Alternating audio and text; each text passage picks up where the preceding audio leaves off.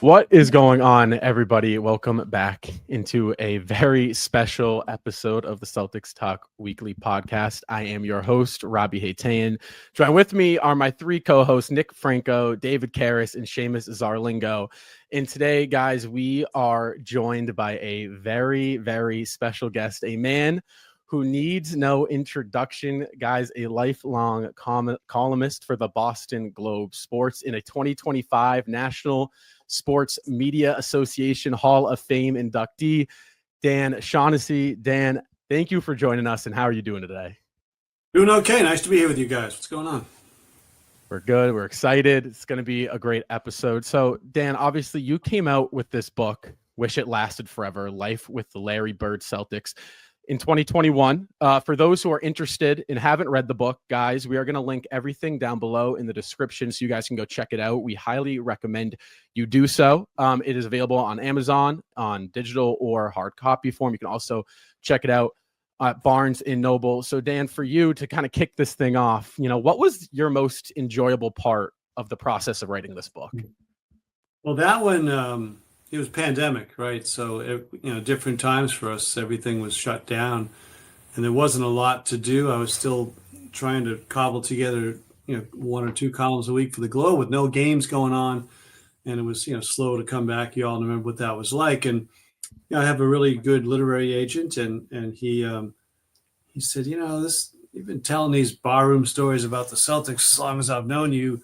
This would be a good time to cobble those together. The Last Dance was kind of a motivation. I think you saw a lot of projects spawned off of that. The timing of The Last Dance was really good in terms of it was dropping once a week. I feel like it was on Sundays, but in any event, there was not any games going on, and everybody was kind of setting their watch by the next episode of The Last Dance to drop. And it brought back a lot of that, great NBA of the 80s and Jordan just a little bit after this Celtic time and just what that did for the league. And of course, those of us provincially in Boston think that, it was Larry and Magic that really rescued the NBA in 79 and into the early 80s. So that was kind of the motivation for it. And there was some convenience in that you had a lot of time in your hands and you were all home all the time.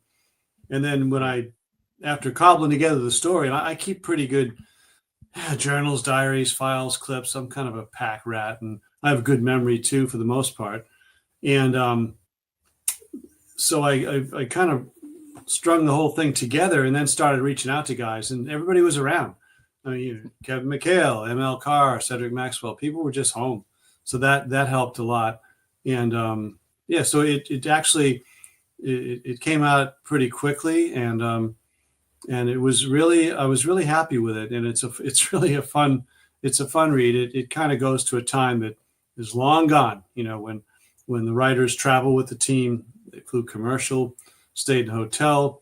It was like being on the team, except not making the big money or being famous and all that stuff. But we were with them we went to practice. And so you could really tell your readers what they're like. And as great as these Celtics are now, like, the poor writers, they don't know really what Tatum and Brown are like. They get kind of canned stuff at the end of the games, and it's all collective. But in those days, we were, you were waiting for bags with these guys and sitting on the bus and shared space and bumping into them at the bar at the hotel. It was tremendous access. Wasn't always great. Nobody was, I didn't have a lot of friends. I was kind of scorned by a lot of it, but it was fun. And I really got immersed in it. I wished I'd enjoyed it more when I look back, because, I was in my 30s then, and you're trying to be the hard guy and crack reporter and not get sucked into the being a fan. That was frowned upon. Being a fan of the team, wanting the team to win, rooting for the team. That's when I came into the business. That was a big no, and it's really evolved. Now half the people covering the team are working for the team or the NBA, or working for fan sites. Fans writing for fans. I mean, Bill Simmons kind of invented that genre, 20 years ago or so, more, I guess. And now it's kind of expected that the people covering the team are rooting for him. And no, there were no scowls on the beat when I was covering the team. And so that was different. So in retrospect, though, I was seeing some great ball on a daily basis, and I really wished I enjoyed it more and just kind of saw the purity of it and just kind of dug it more than I was just busy trying to uncover rocks and see if there was anybody was lying or they were making stuff up or people getting punished or suspended or just little breaking news things like that. Any hard feelings that could surface. I was looking for those kinds of things. And but the book it's just really fun. And I know it's old stuff and it's very hard for old guys like myself and my peer not to promote something like this by saying, it was so much better then. But you know what? It was, too bad. I like the playoffs. I like the competition. I like how great the Celtics are. I think they're going to win the NBA this year. And certainly as athletic and deep as any Celtic team ever. And, but the ball was just different. You watch those videos, the passing, and obviously there was more physicality, the hand check and the forearm check and all that stuff. And there was just more ball movement, less reliance on the three by a lot. Larry'd take 1 a week, 2 a week, 3 a week. It just wasn't a part of the weaponry. So big difference, and it just speaks to that. But I think that even young people that are really into today's ball, which I know you guys all are, it's kind of good glance back and oddly, us old guys still think that team, like the 85, 86 team, holds up in today's game just because of what they had, how big they were, what great 3-point shooters they had, that they would be every bit as good as anybody playing today. When revisiting the memories of covering this team in the 1980s, going through your old journals, going through your old sources, were there times when you were looking back and your perspective changed rather than when you were in the meat of covering the team in the locker room? Now looking back, were you able to pull out some new things from looking through your sources? And what new information did you learn from the beginning of your research and organizing your material to revisit the stories with us? It's more a reminder. You're always learning things. You think you know everything all the time, but you're always learning things, and I try to keep up. I certainly don't know as much about today's Celtics as I did about the team when I was with them every day, and we had that kind of access. But even the Celtic documentary that HBO has put together, which is spectacular, 9-part series on HBO. And I was watching episode 5, which I'm in a lot because it's 84, 5, 6, that's my wheelhouse. That's when I was with him. And really the golden age. Larry was MVP all 3 of those years. It was just tremendous. And 2 championships, of course. But watching episode 5, and I wrote a column off this a couple weeks ago. Robert Parrish, who hated me. I mean, there was one of I couldn't crack him. It was just a thing.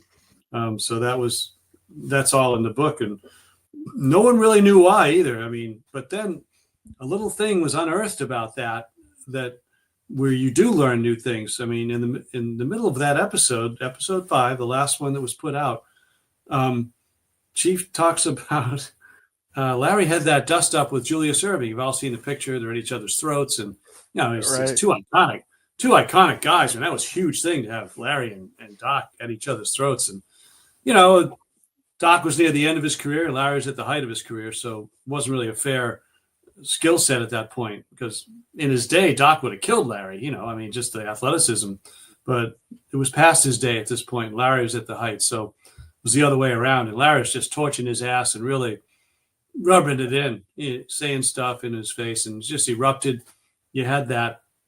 And in the HBO thing, Chief talks about it and says, I didn't come to his defense that day because I was mad about when my contract, I didn't like my contract the year before. He said some shit I didn't like. And then they blew up the quote, and it was from my story. And I remembered that. I came down hard on Parrish. I'm big on honoring contracts, and he was under contract. But you know how it is. It's like Brown making more than Tatum because he signed after Tatum. That the way it goes, the last guy to sign makes the most money. The same way then. So then McHale was still coming off the bench, and he had signed, and he was making more than Parrish, who was a starter. And that just set Robert off. So he did not want to honor his contract. He wanted to renegotiate because they were paying a reserve more than him. And that was his logic.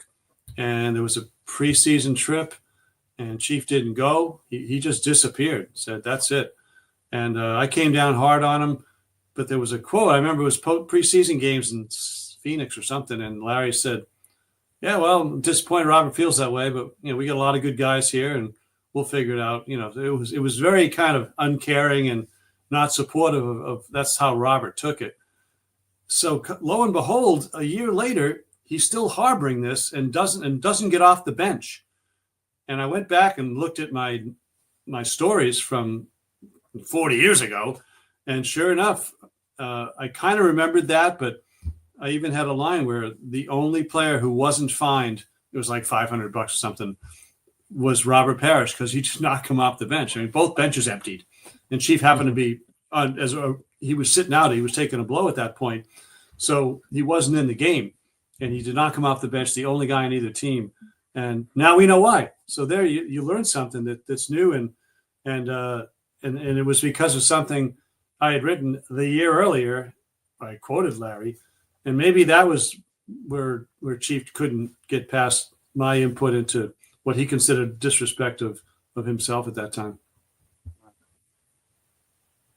What's your take on what Rick Carlisle and Cedric Maxwell said in your book, where you wrote that when you interviewed them for this book, they both said that you wanted the Celtics to lose and that anytime something good happened to them on the road, you would slam your fists on your keyboard and drop an F-bomb. Oh, it's hilarious. Do you understand where they're where they're coming from with that? Yeah, they called Rick Carlisle. His nickname was Flip, so that's still he's just Flip because his feet were unusually large for his body, even then. And he was like third, fourth round pick. Nobody expected anything, and he made the team, and he had a couple moments, but he got the most out of what he had. And of course, he's had this great career as a coach, won a championship, and all that. So I hunted him down in the process of this, and he was just breaking balls. I mean, I kind of expected it, but he, because I was taping all these interviews, and he said, because I told him what the book title was and the whole thing. He goes, if you had any balls, you'd call this book "I Hope They Lose," because that's what we all knew you were thinking that. And then of course Max chimed in. Max would always break chops about that, chime in on that, and it was more interesting if something went wrong for them. I mean, they won 67 games, whatever it was. And sure, I mean, it got a little boring, the same old all the time. I find this year's team a little bit like that. Even the 6-game road trip where they go 6-0, it's still, I don't know. I like contested games, and a lot of them just aren't. Right. They're down 2 or 3 of their 8-man rotation. They still just kill people. So good for them and to do what they've done. But yeah, so I was always looking for something different, something new, and yeah, if they were to lose a couple in a row, it was mildly more interesting for me because I wasn't a fan. I'm just looking for the best story, and sometimes them losing was a better story. So that's what Flip and Max were getting at with that, and I can't dispute that. But we were not going to call the book "I Hope They Lose."